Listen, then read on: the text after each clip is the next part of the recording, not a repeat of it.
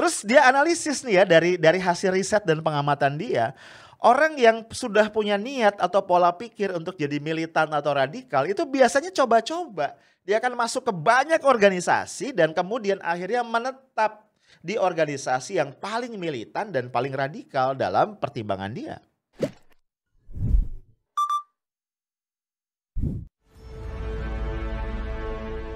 Guys, lu semua masih ingat Irfan Ghani kan?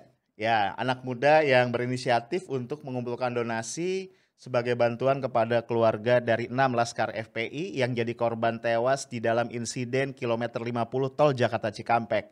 Ya, Irfan berhasil mengumpulkan 1,7 miliar yang sudah disalurkan kepada keluarga dari 6 laskar tersebut.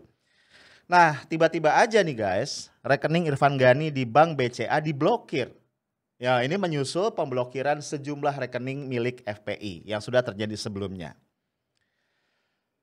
Hari Senin 11 Januari 2021 kemarin, media itu ramai memberitakan karena ternyata 7 rekening milik putri-putri Habib Rizik Syihab yang ada di Bank Mandiri, BNI Syariah, Bank Muamalat, dan Bank Mandiri Syariah itu juga ternyata dibekukan. Pembekuan ini dibenarkan ya, dikonfirmasi oleh pengacara HRS Aziz Yanuar yang mengatakan bahwa ketujuh rekening tadi sudah dibekukan sejak tanggal 6 Januari 2021.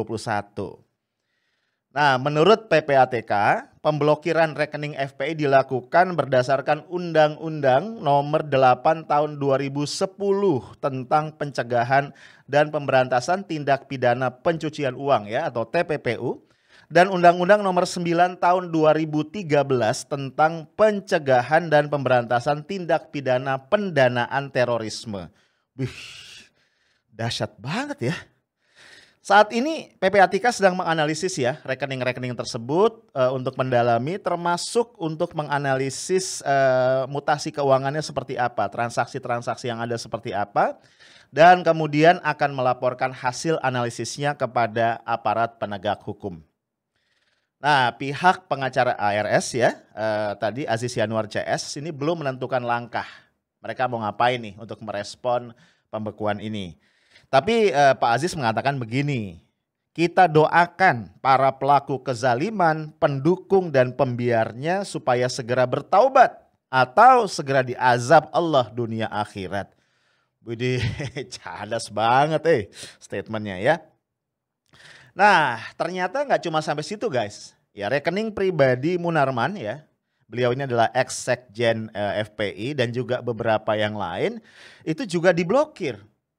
Nah, menurut pengacara HRS, secara keseluruhan terdapat 79 rekening yang sudah dibekukan oleh pihak terkait.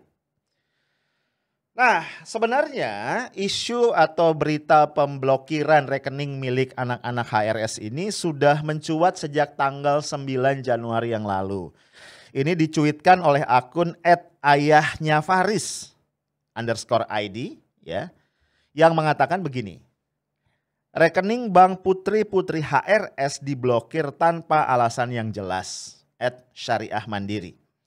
Ini bukan soal rekening mencurigakan atau tindak kejahatan, tapi tindakan zalim yang ingin memberikan tekanan kepada HRS dan keluarga dengan cara memiskinkan secara finansial. Nah, guys, melihat apa yang sudah dialami oleh HRS sejak menjelang kepulangan ke Indonesia hingga saat ini, tampaknya agak sulit nih ya untuk membantah spekulasi bahwa bahwa rejim memang sedang menekan HRS dengan segala cara. Ya, dari mulai mempersulit kepulangan, ya pencopotan baliho-baliho FPI dan HRS secara dramatis, penersangkaan pelanggaran prokes COVID-19 di 2 Polda bahkan ya, Polda Metro dan Polda Jabar yang berujung penahanan. Kemudian penguntitan yang berujung tragedi kilometer 50 tol Jakarta Cikampek. Lalu ada somasi PTPN 8 terhadap lahan pesantren Argokultural Markas Syariah di Megamendung. Lalu pencabutan SP3 kasus Chat Mesum yang kemudian menyebabkan kasusnya dibuka kembali. Dan sekarang ya ada tekanan finansial berupa pemblokiran rekening FPI, keluarga HRS dan pihak-pihak yang dianggap terkait dengan itu.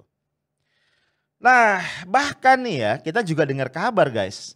HRS bersama menantunya Hanif Alatas dan Dirut Rumah Sakit Umi Bogor, Dr. Andi Tatat, ini juga sudah ditetapkan sebagai tersangka karena menghalangi upaya Satgas COVID-19 Kota Bogor untuk melakukan swab test kepada HRS yang dirawat di RS tersebut.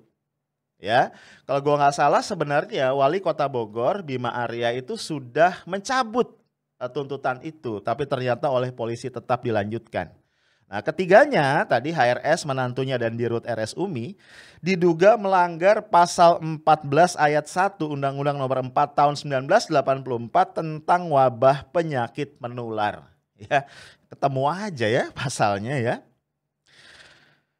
Nah, guys, kalau kita telisik lebih dalam dikit nih, ya, salah satu narasi yang digunakan oleh penguasa, oleh pemerintah nih dalam menekan HRS dan juga FPI itu setidaknya dalam kasus pembubaran FPI atau pemblokiran rekening itu adalah bahwa FPI ditengarai terkait atau mendukung kegiatan terorisme. Ya, jadi dikaitannya ke sana. Ya. Nah, masih ingat ya, salah satu konsideran huruf E dalam surat keputusan bersama 6 menteri dan pejabat tinggi lainnya mengenai pembubaran atau pelarangan FPI tanggal 30 Desember yang lalu. Bahwa pengurus dan atau anggota FPI maupun yang pernah bergabung dengan FPI berdasarkan data sebanyak 35 orang terlibat tindak pidana terorisme. Bahkan dalam momen pengumuman SKB tersebut, Pak Mahfud MD, Menko Polhukam kita, itu sempat-sempatnya memutarkan cuplikan video ceramah HRS. Durasinya kurang dari 3 menit ya. Yang kalau kita simak video itu, ini bisa mengiring pada penafsiran bahwa HRS dan FPI itu mendukung ISIS. Ya. Padahal kalau kita perhatikan yang namanya cuplikan itu artinya video yang tidak lengkap.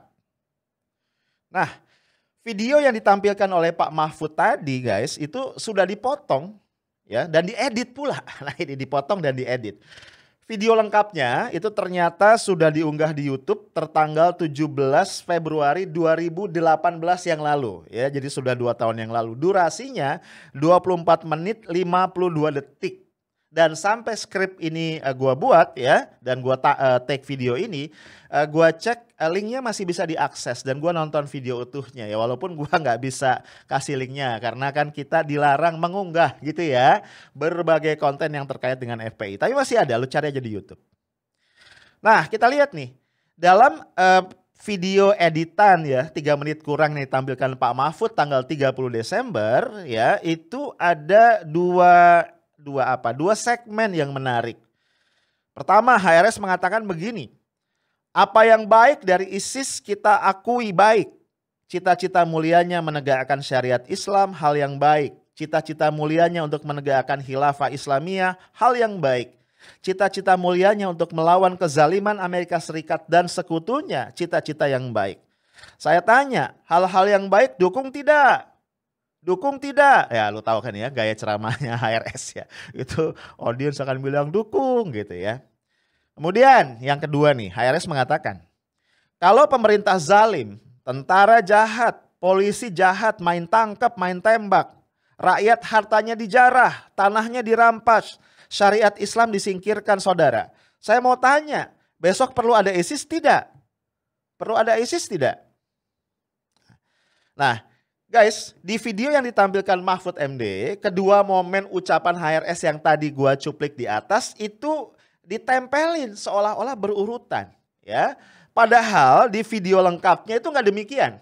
Ya, di antara kedua momen itu ada bagian panjang itu dari uraian dari orasinya Habib Rizik Syihab yang hilang atau dihapus, ya.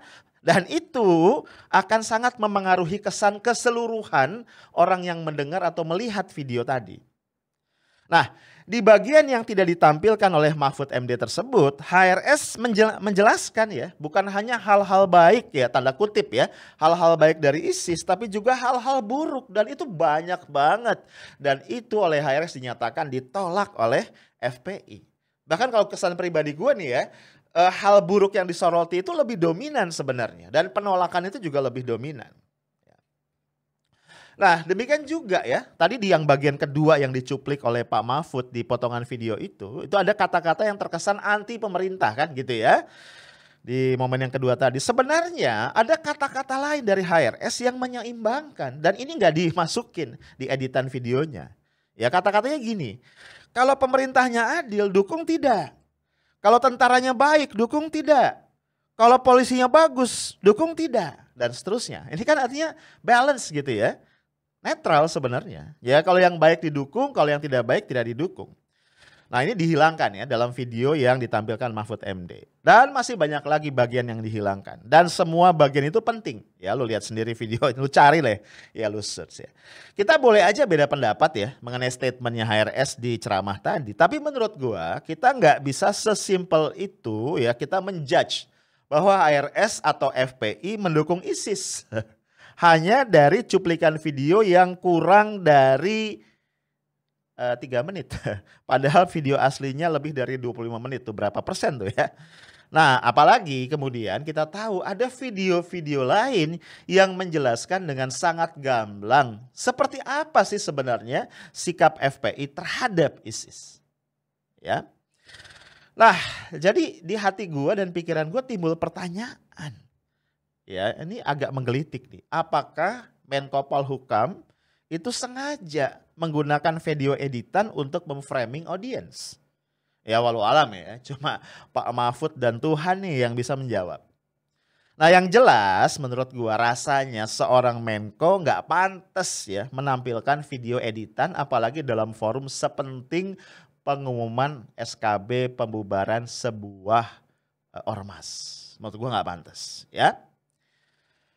Nah guys ini masih tentang tepat tidaknya FPI dikaitkan dengan terorisme. Ya, ada pendapat yang menarik dari Sidney Jones. Dia ini adalah seorang perempuan berkebangsaan Amerika Serikat. Dia pengamat dan peneliti terorisme di Institute for Policy Analysis of Conflict. Ya udah lama banget dia tinggal di Jakarta ya. Teman baik gue kenal pribadi sering chat juga dan ngobrol-ngobrol ya. Bahkan sebelum pandemi kita beberapa kali ketemu. Ya, nah ini pendapat Sidney.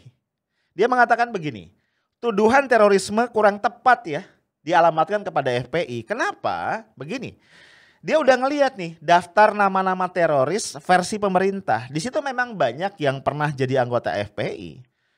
Tapi ada juga yang pernah jadi anggota Jamaah Tabligh, jadi anggota Pemuda Muhammadiyah, bahkan jadi anggota Parpol katanya. Terus dia analisis nih ya dari hasil riset dan pengamatan dia. Orang yang sudah punya niat atau pola pikir untuk jadi militan atau radikal itu biasanya coba-coba. Dia akan masuk ke banyak organisasi dan kemudian akhirnya menetap di organisasi yang paling militan dan paling radikal dalam pertimbangan dia. Masuk akal sih ya, orang tuh coba-coba ya. Kemudian juga dia katakan ideologi FPI itu berbeda dengan ISIS. Ya, FPI itu menurut dia lebih dekat pada kalau di Indonesia itu Islam yang tradisionalis. Seperti NU misalnya, lebih dekat ke sana. Jadi bukan ke ISIS, jauh banget. Nah, dalam satu interview dengan BBC News yang dikutip oleh suarasurakarta.id, Sidney Jones mengatakan begini. Jadi, sebagian besar yang dituduh sebagai anggota FPI atau benar anggota FPI menjadi teroris adalah orang yang dikeluarkan dari FPI justru karena mereka dianggap terlalu radikal. Nah ini Sidney ngasih contoh nih ya. Ada seseorang namanya Zainal Ansori ya. Dia ya dan beberapa orang anggota FPI di Lamongan itu bergabung dengan Jamaah Ansarud Daulah. Bahkan Zainal Ansori ini diangkat jadi imam. Hehehe, keren ya. Namun setelah dia bergabung dengan ISIS, mereka tuh ditolak ya. Tidak diterima lagi, dikeluarkan dari FPI. Ini contoh konkret yang diangkat oleh Sidney. Nah, jadi pertanyaan gua, kalau kita memperhatikan tadi analisis ini, kenapa ya pemerintah atau penguasa begitu habis-habisan nih menghajar HRS atau FPI? Nah berbagai spekulasi kan kemudian merebak dan gak bisa disalahin ya, namanya spekulasi, namanya analisis. Nah arahnya kemana? Ini arahnya oligarki kekuasaan nih ingin mempertahankan status quo mereka. Ya di satu sisi ya oposisi politik formal itu sudah nyaris lumpuh. Hampir semua parpol di parlemen sudah berhasil ditarik menjadi bagian dari koalisi pemerintah. Nah, kekuatan oposisi di parlemen jadinya sangat kecil kan? Ditambah lagi kompetitor di Pilpres 2019 yang lalu ya, Prabowo Sandi udah join nih, udah reunian ya sama Pak Jokowi dan Pak Maruf Amin di kabinet, kan damai. Kemudian ya, mahasiswa dan kampus juga nyaris lumpuh guys. Ya, melalui apa? Melalui tangan-tangan rektorat nih yang sudah dikuasai atau dikendalikan oleh pemerintah. Pihak oposisi non-parlemen juga sudah dilemahkan ya. Contohnya sejumlah petinggi kami ya itu juga sudah ditangkap.